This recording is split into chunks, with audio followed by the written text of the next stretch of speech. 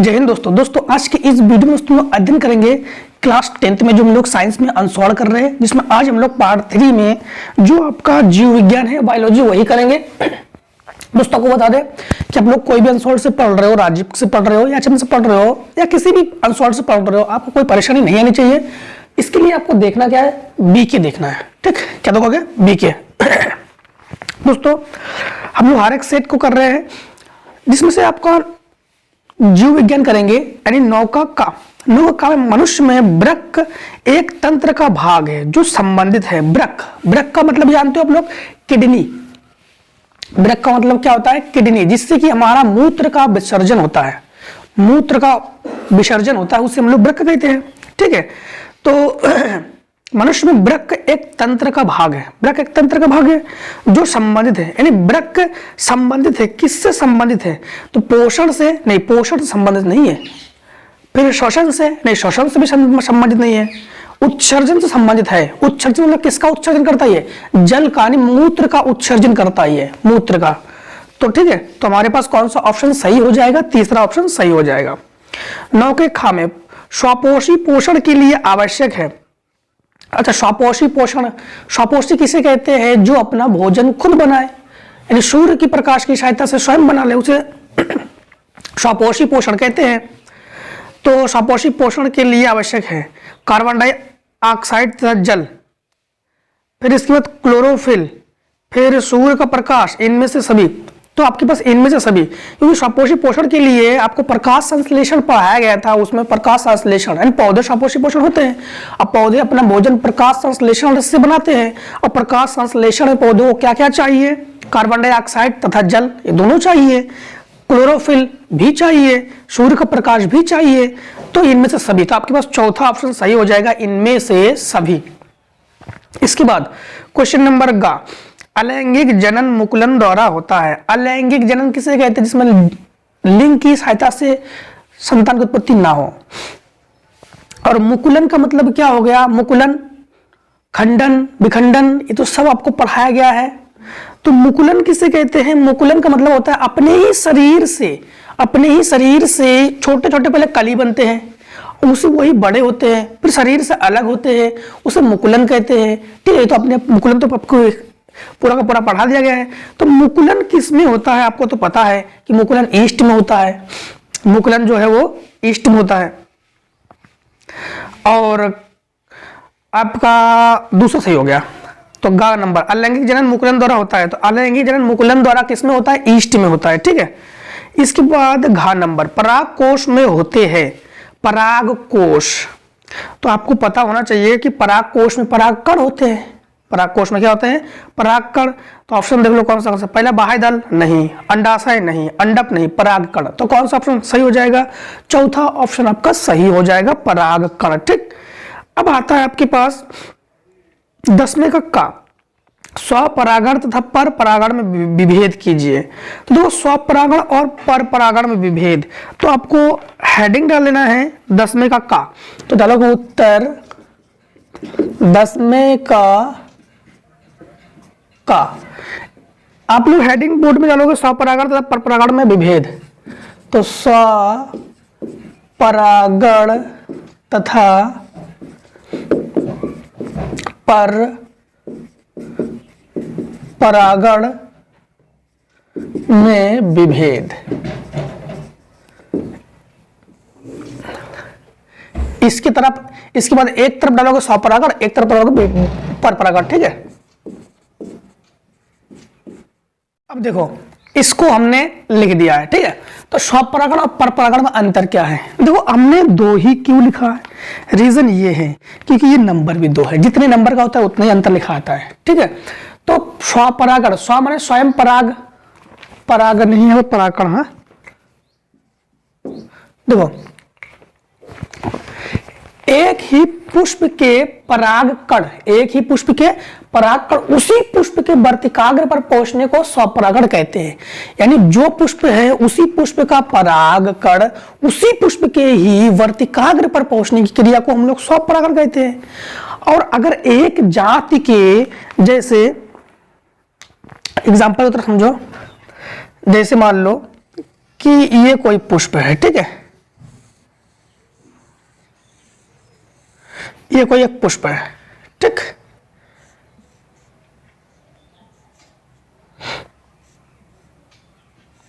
ये कोई एक पुष्प है, इसका जो वर्तिकाग्र है यानी परागकण है, इसी पुष्प के मान लो यहां पर वर्तिकाग्र है, ठीक। और इसी पुष्प का जो परागकण है उसी पुष्प के वर्तिकाग्र पर, वैसे तो पंखुड़ी है, मान लो कि यहां पर वर्तिकाग्र है, ठीक है, यहां पर वर्तिकाग्र है, तो उसी पुष्प का परागकण उसी पुष्प के वर्तिकाग्र पर अगर पहुंच जाए तो उसे हम लोग क्या कहेंगे, उसे हम लोग कहेंगे कि ये स्वपरागण हो गया। जैसे ये होता है मटर में, ये किसमें होता है, मटर में, ठीक है।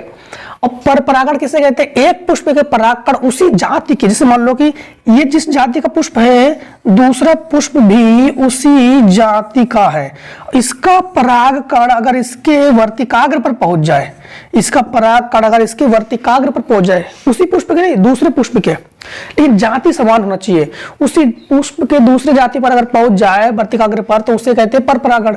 यानी एक पुष्प के परागकण उसी पुष्प के वर्तिकाग्र पर पहुंचना स्वपरागण। एक जाति के पुष्प का परागकण दूसरे जाति के पुष्प के परागकण पर अगर पहुंच जाए तो वो पर परागण। इसका एग्जाम्पल मटर, इसका एग्जाम्पल आपका सरसों हो गया। स्वपरागण में पुष्प द्विलिंगी होते हैं। पुष्प कितने लिंगी होते हैं, द्विलिंगी होते हैं, दो लिंग होना चाहिए, ठीक है। दो लिंग मतलब एक नर और एक मादा उसी में होना चाहिए, ठीक है। परागकण जो है वो नर होना चाहिए, वर्तिकाग्र मादा होना चाहिए, ठीक है। अब पर परागण में क्या होता है कि ये एक लिंगी होते हैं। एक लिंगी मतलब ये पुष्प के पास एक लिंग है, ये पुष्प के पास एक लिंग है, इसका वर्तिकाग्र इसका परागकण इसकी वर्तिकाग्र पर पहुंच रहा है, ठीक। आगे देखो क्वेश्चन क्या कह रहा है। आगे जो क्वेश्चन है आपके पास, वन संरक्षण क्यों आवश्यक है, वन संरक्षण क्यों आवश्यक है, वनों का संरक्षण। तो 10वें का खा, तो आप लोग क्या होगा 10वें का खा, उत्तर लिखोगे, उत्तर 10वें का खा।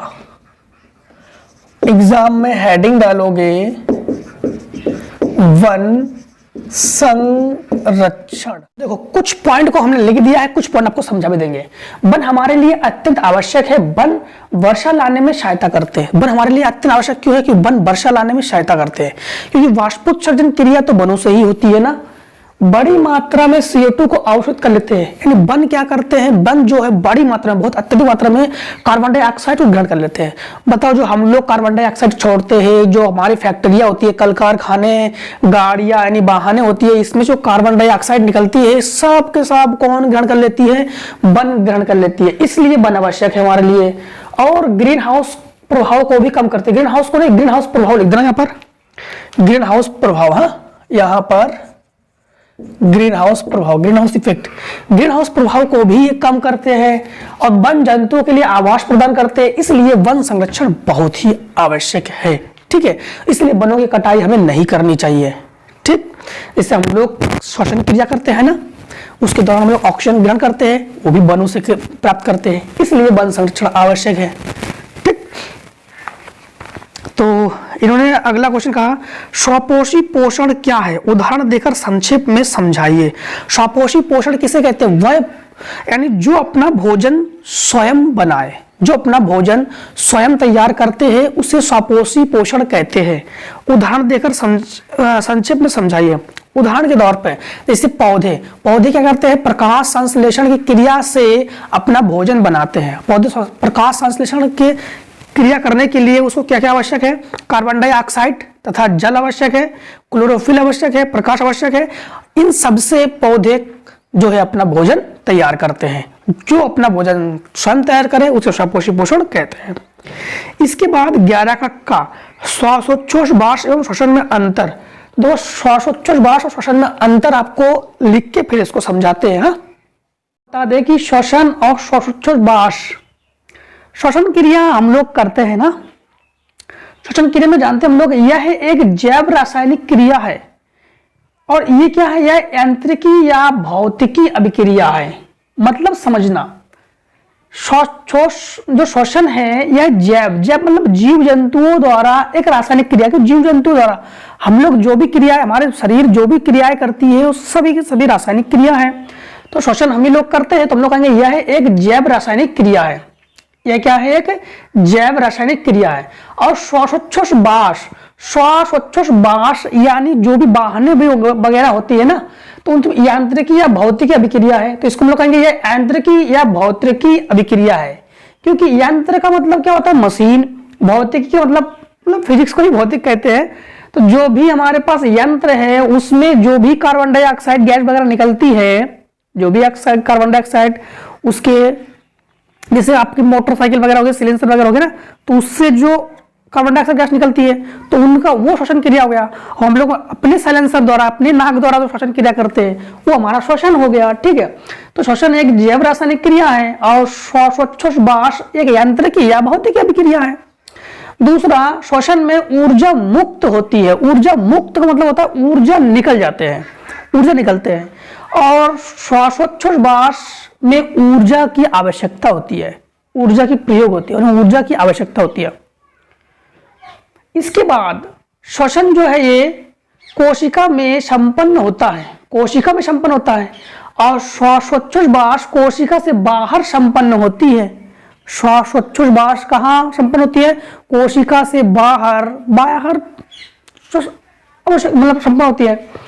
इसमें CO2, H2O आदि बनते हैं और इसमें श्वसन की सतह का वातन होता है। ठीक, तो ये 4 ही हमने क्यों लिखा?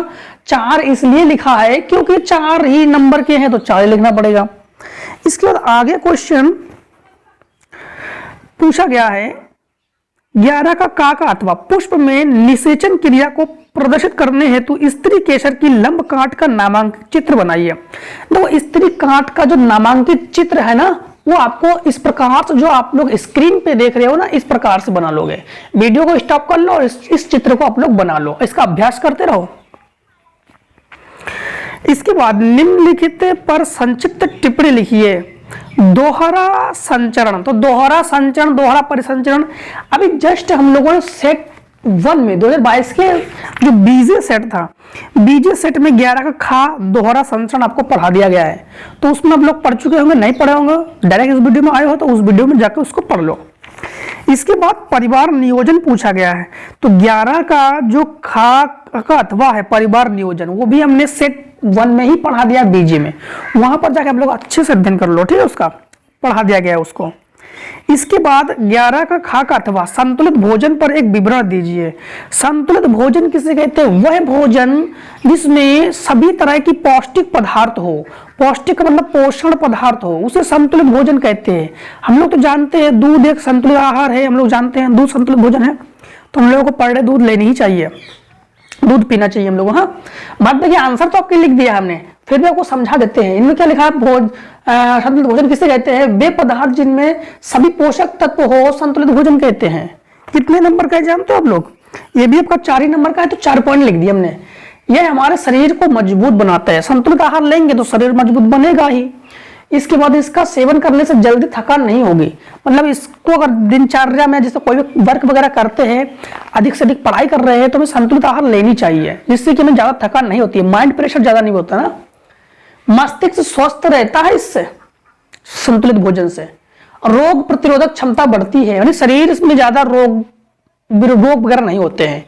ये नहीं कि 2-3 बार बुखार आ जाना, डेंगू हो जाना, मलेरिया हो जाना, फिर आदि जैसे बुखार है, बीमारी है, ऐसी बीमारी नहीं आती जल्दी संतुलित आहार से। ठीक है, इसके बाद क्वेश्चन नंबर आपका 12 मेंडल के नियमों की एक उदाहरण सहित व्याख्या कीजिए। एक मेंडल के कितने नियम हैं? मेंडल ने अपने नियम में कुल 3 नियम दिए थे। नंबर 1 उन्होंने प्रभाविता का नियम दिया, नंबर 2 पृथक्करण का नियम दिया, और नंबर 3 द्विसंकर संकरण यानी स्वतंत्र अभ्यूहन का नियम दिया इन्होंने। ठीक है, तो प्रभाविता का नियम क्या है? जिसमें मेंडल ने प्रभावी और अप्रभावी लक्षणों को देखा, उसे मेंडल के प्रभाविता लक्षण कहते हैं।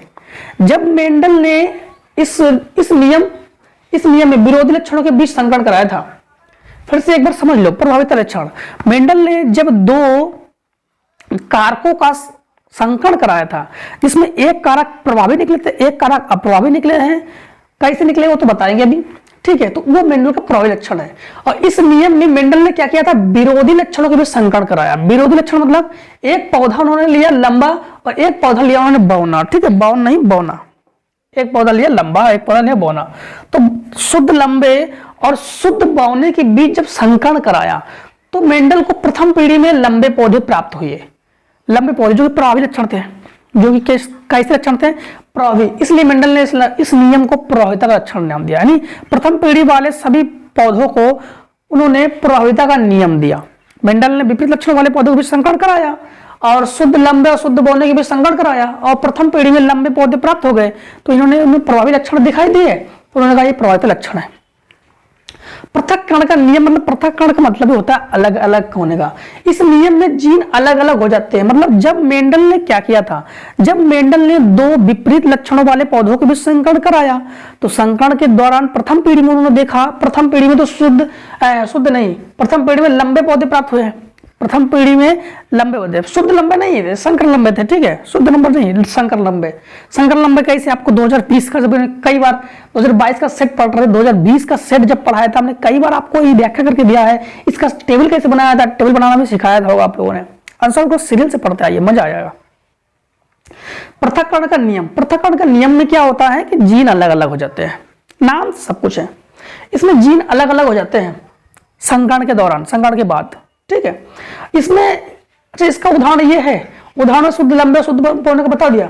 इसका उदाहरण क्या है? 1:2:1। इसका मतलब नहीं समझ मारना। तो जब इसका मतलब समझा देते, जब मेंडल ने क्या किया था, संकरण करवाया था, लंबे पौधे बौने पौधों के बीच संकरण कराया था, तो प्रथम पीढ़ी में उन्हें लंबे पौधे प्राप्त हुए। प्रथम पीढ़ी में लंबे पौधे प्राप्त हुए। जो लंबे पौधे प्राप्त हुए वो इस प्रकार के लंबे थे। हाँ, जैसे मान लो आपके पास कैपिटल टी का संकरण कराया था स्मॉल टी, तो संकरण के दौरान इसका संकरण हो गया तो कैपिटल टी स्मॉल टी, और इसका संकरण हुआ था कैपिटल टी स्मॉल टी। मतलब ये संकर लंबे, ये शुद्ध लंबे, ये शुद्ध बौने, ये संकर लंबे, ये F1 पीढ़ी। तो F1 पीढ़ी में संकर लंबे, तो इन्हीं के बीच जब संकरण कराया तो ये प्राप्त हुआ कैपिटल टी। ठीक, इसके बाद ये प्राप्त हुआ कैपिटल टी स्मॉल टी, ये प्राप्त हुआ कैपिटल टी स्मॉल टी, ये प्राप्त हुआ स्मॉल टी। ठीक, तो मैं अब यहां पर देखा जाए तो कैपिटल टी एक बार है। ठीक, और संकर लंबे कितने हैं? संकर लंबे 2 है। देखो, एक संकर लंबे, 2 संकर लंबे। संकर लंबे 2 है, एक जो है आपका शुद्ध लंबा है, एक शुद्ध बौना है। ये इन्होंने सब संकरण कराया था, इन्होंने ये पाया, इन्होंने क्या पाया कि एक शुद्ध लंबा, एक शुद्ध बौना और 2 संकर लंबे। ठीक है, ये इन्होंने इस संकरण के बीच प्रभाविता के नियम में इन्होंने ये पाया। इसके बाद तीसरा आता है द्विसंकर संकरण। अब द्विसंकर संकरण में मेंडल ने क्या किया जानते हो? मेंडल ने क्या किया, अब की बार डबल, तो इसमें एक साथ 2 लक्षणों का अध्ययन किया। मेंडल ने एक साथ 2 लक्षणों का अध्ययन किया। 2 लक्षणों के बीच उन्होंने क्या किया जानते हो? शुद्ध गोल लंबे बीज लिए, शुद्ध लंबे गोल बीज लिए और शुद्ध झुर्रीदार बीज लिए, और इनके बीच इन्होंने संकरण करा दिया। कैसे समझना, जैसे अभी इसका टेबल में मैंने पढ़ा दिया था आपको।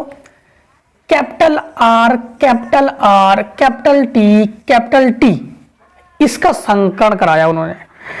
Small R, small T. जब इसका संकरण कराया तो इन्होंने देखा 9:3:1। इन्होंने ये पाया, किसने पाया? मेंडल ने पाया। ठीक है, यानी बीज गोल लंबे थे 9 बीज गोल लंबे थे। जो 3 बीज थे ये आपके पास बौने गोल थे और 3 बीज झुर्रीदार थे। ठीक है, और एक बीज जो था वो बौना भी था। ये मेंडल का द्विसंकर संकरण हो गया। 2020 का सेट देखिए, इसका टेबल है, तो एक काम करते हैं, टेबल जो है अब की बात, जैसे मान लो द्विसंकर संकरण जब पूछा जाएगा तो उसमें हमको टेबल बनाना भी सिखा देंगे कि कैसे टेबल बनाता है। ठीक है, अब देखते हैं कि आगे के सेट में अगर बाई चांस अगर आपके पास द्विसंकर संकरण पूछा आता है तो उसका टेबल बनाना सिखा देंगे। टेबल जो 9:3:1 का रेशियो निकलता है उसका टेबल सिखा देंगे। ठीक है, अब देखिए क्वेश्चन नंबर 12 का अथवा किन्हीं दो पर संचित टिप्पणी की है। परागकण का नामांकित चित्र, परागकण का चित्र हम इसमें नहीं दिखा रहे हैं। परागकण का चित्र हम सेट 1 में दिखा चुके हैं। आप लोग गोल वाला जो चित्र दिखाया था आपको याद होगा। ठीक, वही चित्र दोबारा बना लेना। सेट 1 में। वृक्काणु और नेफ्रॉन, वृक्काणु संक्षिप्त पर टिप्पणी लिखिए। तो वृक्काणु और नेफ्रॉन किसे कहते हैं? वृक्काणु, वृक्क के अणु को वृक्काणु कहते हैं, जिससे मूत्र का उत्सर्जन होता है उसे हम लोग वृक्काणु कहते हैं। जिससे मूत्र का उत्सर्जन होता है, मूत्र संलयन में होता है, उत्सर्जन होता है, मूत्र बनते भी है उससे, फिर उसका उत्सर्जन होता निकल जाता है, उसे हम लोग कहते हैं वृक्काणु। खाद्य श्रृंखला एवं खाद्य जाल। तो खाद्य जाल क्या होता है? खाद्य जाल में आपके पास 3 प्रकार के उपभोक्ता आते हैं। प्रथम प्राथमिक उपभोक्ता, द्वितीयक उपभोक्ता, तृतीयक उपभोक्ता। यानी स्वपोषी पोषण, विषम पोषी पोषण 2 प्रकार के होते हैं। स्वपोषी पोषण, विषम पोषी पोषण। स्वपोषी पोषण किसे कहते हैं? जो अपना भोजन स्वयं बना ले, स्वपोषी पोषण, जैसे पौधे। विषम पोषी पोषण, जो अपना भोजन स्वपोषी पर आश्रित रहे, उसे विषम पोषी पोषण कहते हैं। विषम पोषी पोषण को कितने वर्गों में बांटा गया था आपको पता ही है। एक शाकाहारी, एक मांसाहारी, एक सर्वाहारी। शाकाहारी, मांसाहारी, सर्वाहारी। मांसाहारी किसे कहते हैं? शाकाहारी किसे कहते हैं? शाकाहारी वो से कहते हैं जो स्वपोषी पोषण को ग्रहण कर ले, पेड़ पौधों को। मांसाहारी जो शाकाहारी को ग्रहण करे, और सर्वाहारी जो मांसाहारी को ग्रहण कर ले और शाकाहारी को ग्रहण कर ले, दोनों ग्रहण कर ले, उसे कहते हैं सर्वाहारी।